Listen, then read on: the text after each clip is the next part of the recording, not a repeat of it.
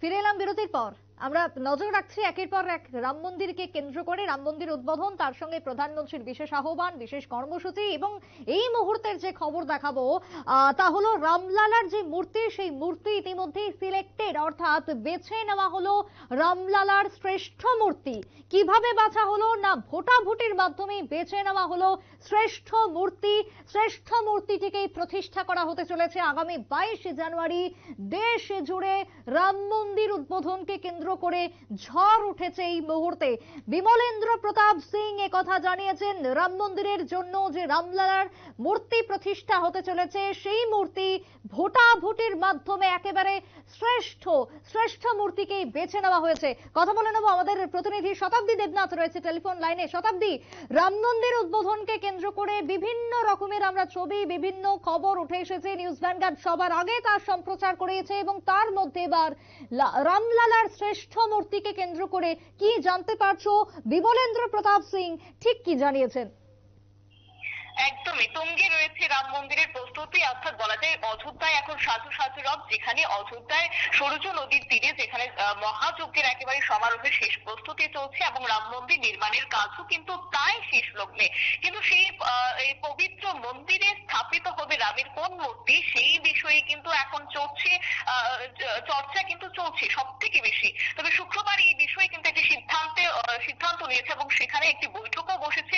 শ্রীরাম জন্মভূমি যারা তীর্থক্ষেত্রে যারা ট্রাস্টার রয়েছেন তারা কিন্তু একটি বৈঠক করেছেন এবং সেখানেই কিন্তু সূত্রের খবর অনুসারে এই বৈঠকে সদস্যদের মধ্য থেকে ভোটের মাধ্যমে 3টি মূর্তির মধ্য থেকে একটি সেরা মূর্তিকে বেছে নেওয়া হয়েছে এবং সেখানে ইতিমধ্যে 3জন আলাদা শিল্পীকে দিয়েই কিন্তু তৈরি করা হয়েছিল রামলালার 3টি মূর্তি। তবে সেখানে কিন্তু মূর্তি বিশেষে একটিকেই বেছে নেওয়া হয়েছে এবং শেষ পর্যন্ত গর্ভগৃহে কোন মূর্তিটি প্রতিষ্ঠিত হবে তা কিন্তু নির্ধারিত হয়েছে শুক্রবার এবং ইতিমধ্যেই সম্পূর্ণ হয়েছে ভোটিং পর্ব, অর্থাৎ মূর্তির ভোটিং পর্ব সম্পূর্ণ হয়েছে এবং এখন শুধুমাত্র আজকের দিনে দাঁড়িয়ে বলা যায় শুধুমাত্র সময়ের অপেক্ষা।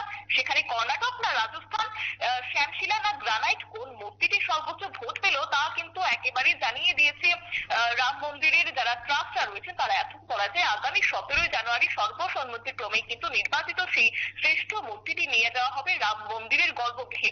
তবে এই বিষয়ে একটা প্রশ্ন সবারই মনে থেকে যাবে যে কোন কারিগরের মূর্তিতে সবচেয়ে বেশি ভোট পড়লো।